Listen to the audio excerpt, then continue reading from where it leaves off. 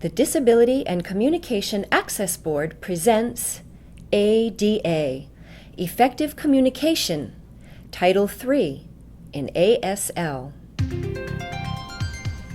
Liza is making a video relay call through her laptop.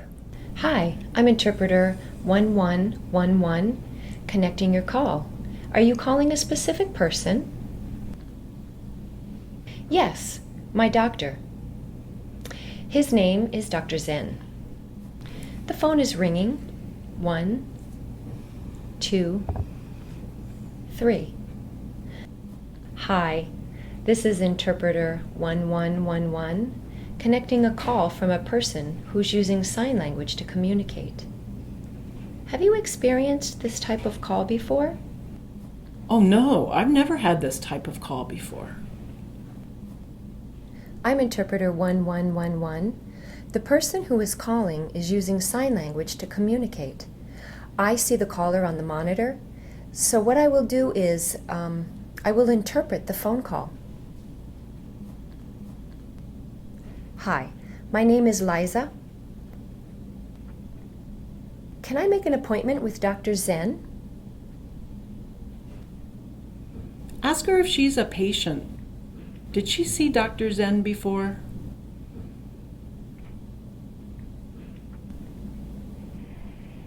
What? Wait a minute. I don't understand. Who is her? Please talk to me directly.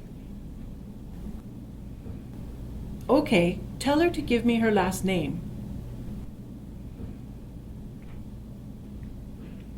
This is interpreter 1111. I'm voicing for the deaf person, so please talk directly to the deaf person, and I will interpret the conversation between the two of you.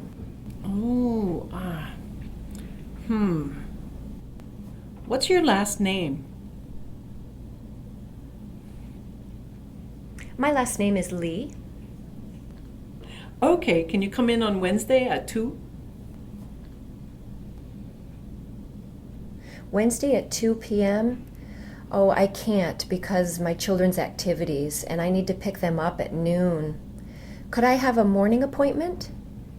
Oh, okay. How about 9:45?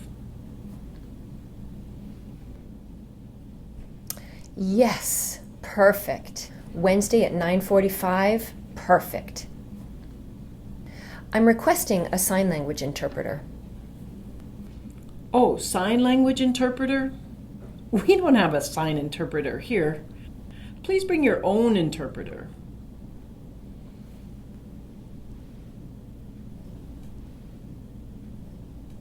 Oh, no. Bring an interpreter of my own? No, no, no, no. I'd prefer you hire an interpreter for my appointment.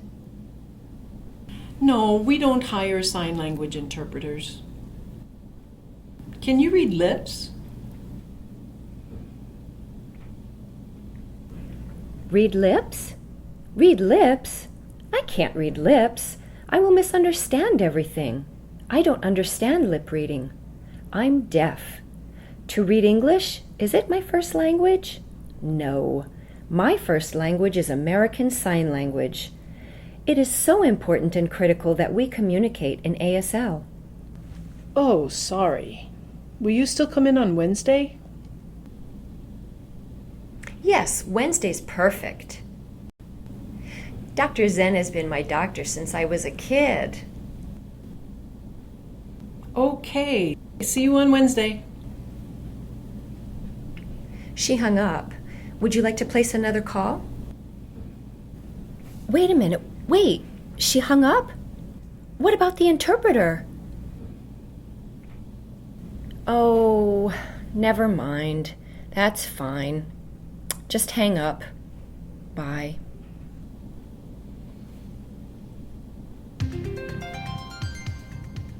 The Americans with Disabilities Act, ADA, has 5 titles.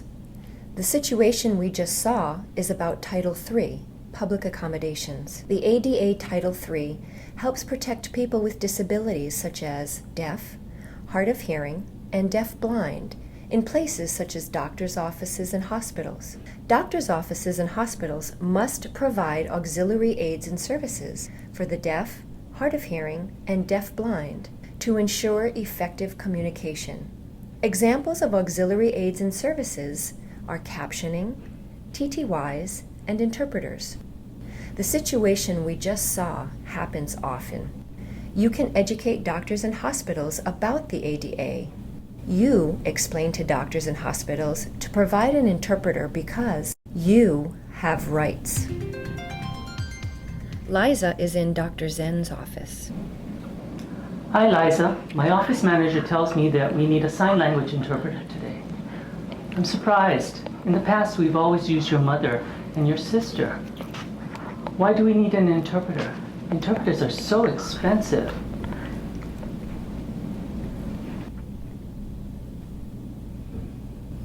Yes, it's true. We've been using my mother and sister to help and interpret. But I'm not comfortable with that anymore. There's a conflict of interest. You know, recently I went to a conference and attended a workshop about the Americans with Disabilities Act, ADA. Wow, I learned a lot about using interpreters, my rights, and so many other things about the ADA. It was learned that using family members to interpret, they are not fluent in ASL because doctors explain medical words that are complex. There's a lot of misunderstanding because of my family's interpretation. It's too difficult to understand. I feel embarrassed because they are my mother and sister. I don't want to hurt their feelings. It is best that they do not interpret and you abide by the law to ensure my rights to provide a qualified and skilled interpreter. Oh, I see. But interpreters are so expensive. I don't know if I can pay for interpreters all the time. I don't know what to do.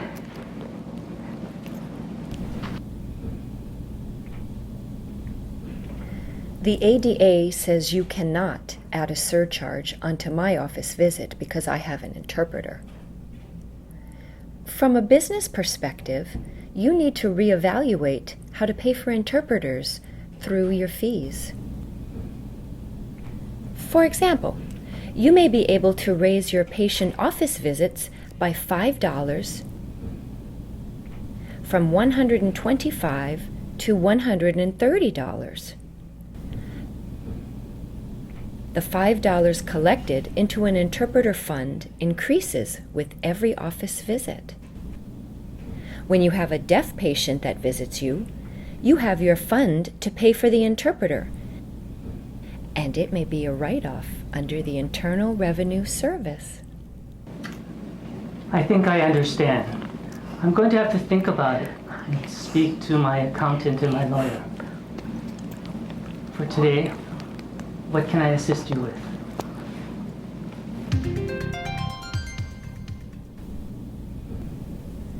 The situation we just saw and how you can advocate before and after a doctor's appointment is important to understand. It is helpful to understand the ADA and tax deductions for businesses. You educate doctors about your rights and how to use your rights to get doctors to follow the ADA. For more information about the ADA, go to www.ada.gov.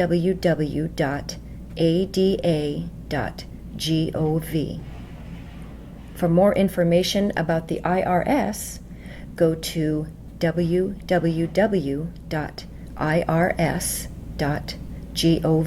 For more information about interpreter referral agencies, please check your state. When you find the local interpreter referral agency, give it to your doctor. In order of appearance: Liza Colleen Sidade, ASL interpreter; Michelle Rose Morris, narrator; Ed Chevy; Dr. Zen, Bill Nakamatsu; camera and sound, Daniel Cho; post-production, Webfish Pacific, LLC.